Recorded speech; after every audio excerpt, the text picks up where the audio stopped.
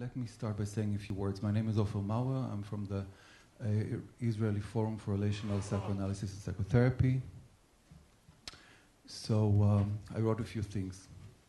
Dear Dr. John Mills, dear panel members, and dear friends, thank you all for coming to this panel, jointly organized by the Israeli Forum for Relational Psychoanalysis and Psychotherapy and by the Psychoanalysis and Hermeneutics doctoral track within the Program for Hermeneutics and Cultural Studies at Bar-Ilan University. The Israeli Forum for Relational Psychoanalysis and Psychotherapy was founded in 2006 and serves as the local chapter of IARP, the International Association for Relational Psychoanalysis and Psychotherapy. The forum endeavors to teach, promote, and develop the relational perspective in theory and in practice in Israel. It sponsors a wide array of activities aimed at creating a rich dialogue between its members and with other Israeli psychoanalytic and psychotherapeutic societies. Relational psychoanalysis has emerged from a growing feeling of unease, shared by many psychoanalysts and psychotherapists alike, an unease regarding what then was the dominant analytic theories and models. The relational movement has endeavored ever since to re-examine and redefine several essential psychoanalytic concepts such as the unconscious, sexuality, trauma, dissociation, identity, and gender. The movement challenged and still does challenge mainstream psychoanalysis, and in this sense, our panel today is part of a long and important tradition of challenging and counter-challenging within our field. But what does being relational really mean? Some think it boils down to allowing yourself as a therapist to self-disclose to your patients. I, for one, and I think I'm not alone on this, believe that this is a misfortunate and misguided portrayal of what being relational actually means.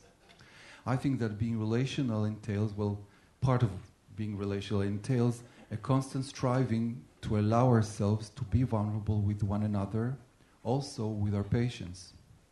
Being relational, to me, also entails striving to arrive at a meeting of minds, cognizant of the fact that some things inside of me might be dissociated at this time, unavailable to my conscious awareness, aware of the fact that the other might actually have some better access to that place in me than I do have right now. Being relational, to me, also entails striving to gain better internal cohesion and integration through a transformative encounter with the other, an other who might have a vantage point from which he can see something about me that I haven't been able to be in touch with. Of course, all of this is easily achieved with an other who agrees with me and shares my worldview.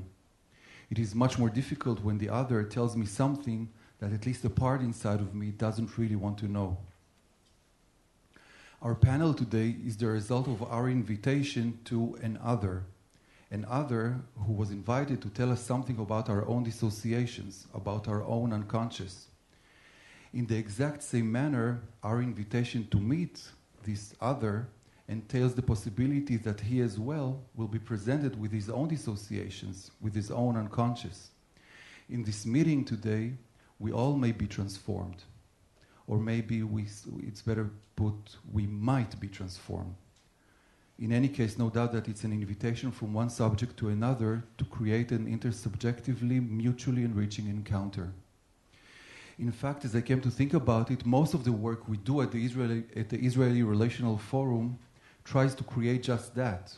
Our clinical evenings attract therapists from all schools of thought, and our new website that will be launched very soon will enable us to easily communicate with one another in online colloquia in Hebrew we will run each year. But the clearest example of the forum's spirit of openness and willingness to meet with the other is our annual Relational Circles Conference, בכנס מעגלים התיחסותיים, a conference that at its core lie discussion groups and workshops enabling many meetings of many others, many of them not necessarily relational. So on this coming March 12th and 13th, this year's conference will take on the multi-layered topic of doing therapy in Israel 2015, with special emphasis that we're going to put on contextual elements influencing our daily clinical work. Early registration to this year's conference will end in a couple of days, so I want to urge any of you that haven't done so far to go on the website, pick your own personalized route throughout the many, many workshops and lectures that we're gonna give there. And and I guess that's it regarding Magalim. Before I finish up, I want to thank my dear friend Dr. Sharon Ziv Beiman, who labored for years as the Relational Forums chairperson and who've worked hard to make this panel today come into being. We will celebrate,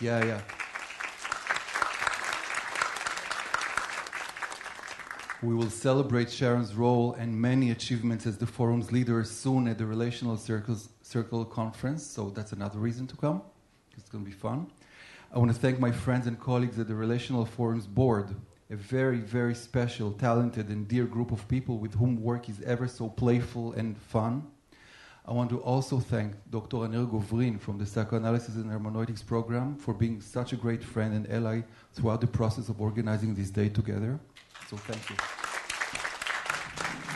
I want to thank our wonderful panel of panel members who will be speaking here soon, who've worked so much with us to make this come true today.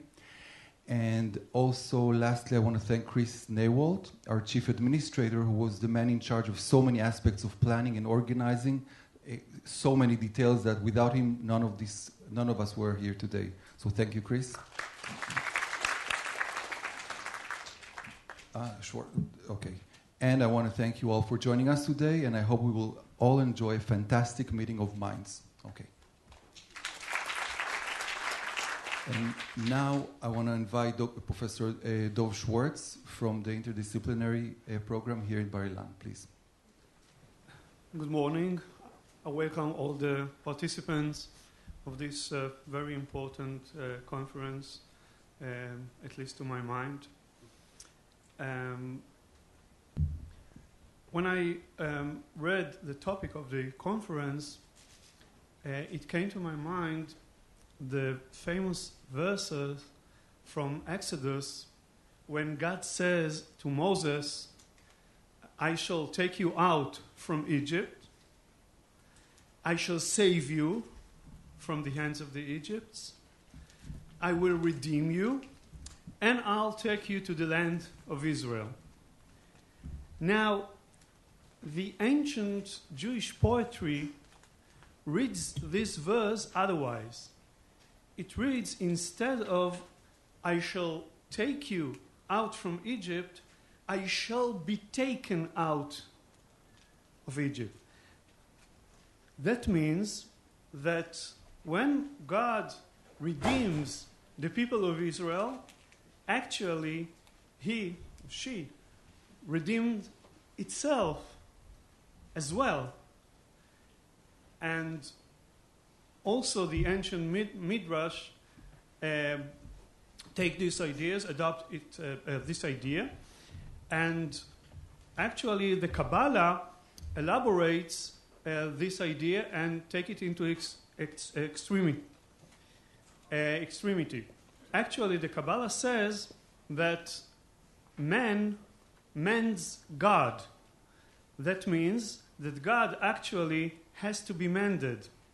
Something is missing in God, and man has to fix it.